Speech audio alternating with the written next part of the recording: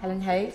Thank you, Madam Deputy Speaker. I'm really astonished that there is so little reference in the Minister's statement today to policing. It was the actions of police in the US that sparked the protests here, which led to the Sewell report being commissioned. Trust and confidence in policing is absolutely fundamental to communities feeling safe and secure, and that is foundational for addressing disadvantage and racial disparity in every other area of life. Yet my constituents see racism and racial disparity in the actions of police, whether in the use of stop and search, deaths in custody, or this week in the grotesque case of child Q, which is all the more appalling because it isn't the only example.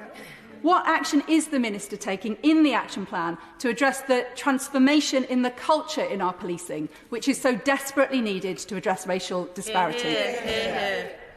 Madam Deputy Speaker, the Honourable Lady says that these actions, this report was set up because of what happened in the US.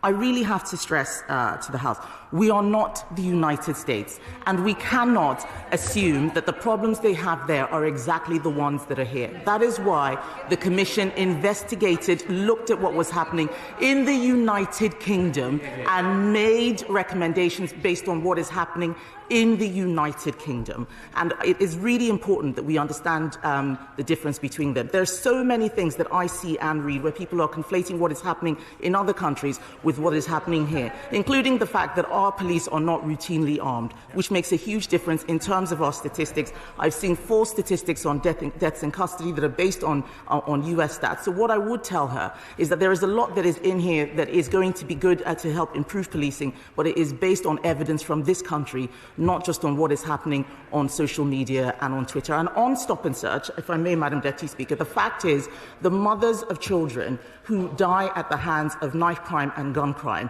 do not dislike stop and search. They want to see more of it. They want to see the communities policed properly. That is what we're going to be doing. I think that if she looked at the worst statistic in that report, which is that black children are 24 times more likely to die of a homicide than a white child. This is not race crime. I think she will find that stop and search is actually something that we need in communities to help stop those types of crime.